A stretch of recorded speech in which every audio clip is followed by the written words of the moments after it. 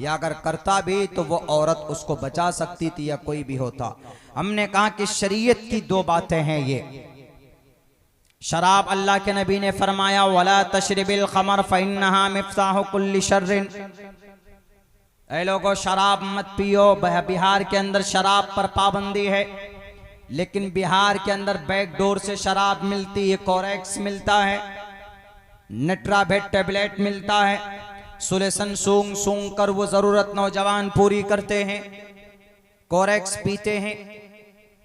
कफ की सिरप है वो, लेकिन उसको अगर एक मात्रा में पी लिया जाए एक बार में तो आप नशा आपको आ जाता है।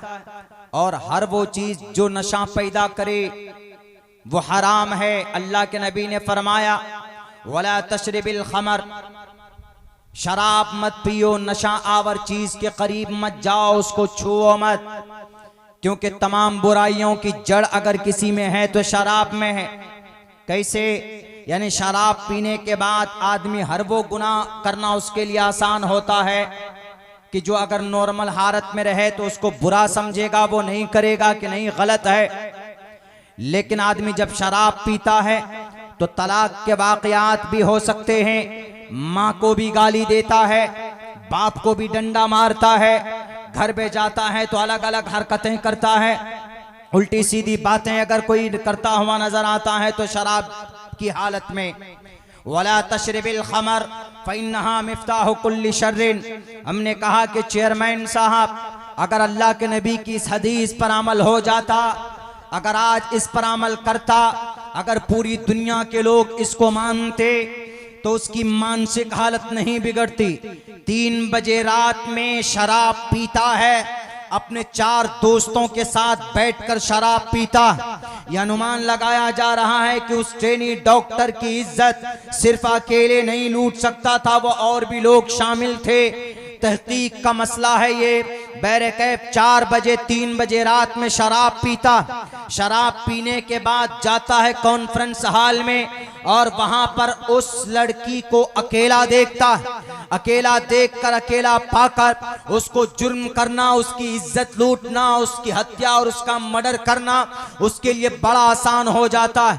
2 बातें ऐसी थी, अगर अमल की जाती तो आज वह औरत भी जिंदा होती और वो जो बॉडीगार्ड था, चौकीदार था, वो भी गुनाह न करता, वो भी कातिल न बनता, वो भी जानी न बनता। एक तो शराब पर अगर अमल किया जाता।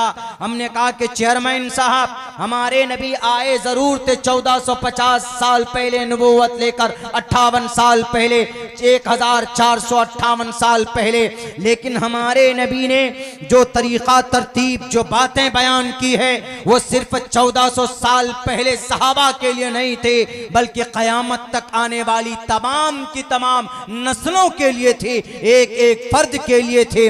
अल्लाह के नबी अलैहिस्सलाम का कोई भी हुक्म, कोई भी सुन्नत सहाबा की जिंदगी के लिए खास नहीं थे कि अब नबी का जमाना नहीं रहा, बहुत पुरानी शरीयत हो गई है, आज अगर इस पर अमल करेंगे तो क्या फायदा होगा? फायदा ये होता अगर वो डॉक्टर, अगर वो चौकीदार शराब न पीता, उसकी तवाजुन न बिगड़ती, दिमागी हालत न बिगड़ती और वो उस लेडी डॉक्टर के पास न जाता।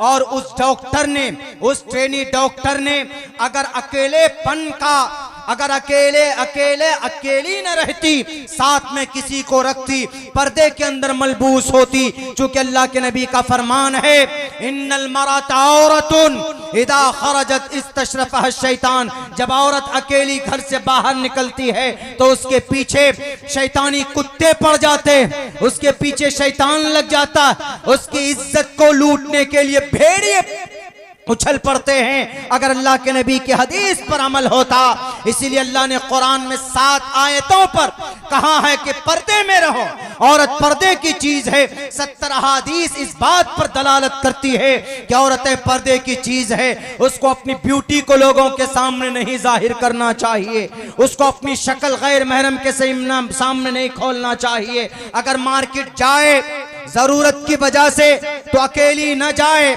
अपने महरम को साथ में लेकर जाए, और अगर महरम ना हो तो पर्दे के अंदर मलबूस होकर जाए। हमने कहा कि सदर साहब, चेयरमैन साहब, अगर इन दोनों बातों पर अमल होता, वो शराबी शराब न पीता और वो औरत अकेली न रहती, साथ में कोई होता, पर्दे में होती, जींस पैंट पहन के रखी हुई थी, उसने स्कर्ट पहने हुए थे, इसलिए मॉडर्न ख्यालात के थे, उनके मजहब में पर्दे की कोई अहमियत नहीं बताई गई। हमारा कुरान इसलिए कहता है कि समाज की बेटियों पर्दे में रहो, ताकि तुम्हारी खूबसूरती को, तुम्हारी इज्जत के ऊपर कोई आंख न उठाने पाए।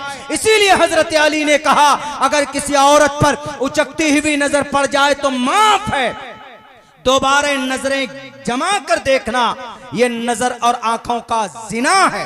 इसीलिए अल्लाह के नबी अलैहिस्सलाम फरमाते, इन्नल मराता औरतुन, अल्लाह ने इसीलिए कुरान करीम के अंदर कहा है, ऐ मोहम्मद, आपका हर हुक्म, आपका हर फरमान, आपका हर अमल इस कौम की, पूरी दुनिया के इंसानों के लिए रहमतुल लिल आलमीन रहमत। हमने कहा कि अगर ये दो बातें होती, वहां पर इतना बड़ा वबाल न होता। इसीलिए हम लोग कहते हैं, पूरी दुनिया से ये प्रार्थना और ये विनती करते हैं कि लोगों, हमारे नबी को उस नजरिए से मत देखो जिस नजरिए से आज तुम लोगों को दिखाने की कोशिश की जाती।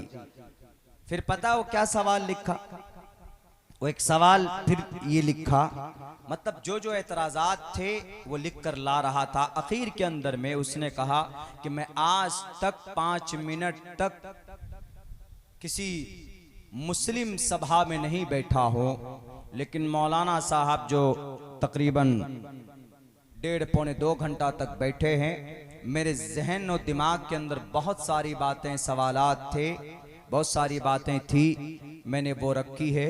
वो शख्स माइक लेकर जब खड़ा हुआ था तो उसकी आंखों में आंसू थे, वो बंदा रो रहा था।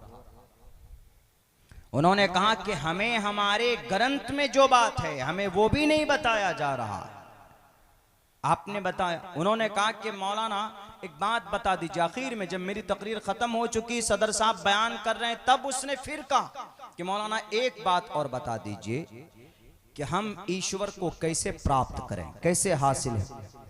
हमने कहा कि बहुत आसान, के हेतु ब्रह्म गतिस्तांति सत्संगतिर्दान विचारतोष। ईश्वर को पाना चाहते हो तो उसके अच्छे विशेषताओं का, उसके अच्छे गुण का वर्णन करो। शास्त्र में है, प्रश्नोत्तरी में है। हमने कहा कि यह पैगाम हमारे कुरान का, हमारा कुरान में है, अला बिज़िक्रिल्लाहि तत्मइन्नुल कुलूब, अल्लाह के जिक्र से इंसान का दिल मुतमईन होता है।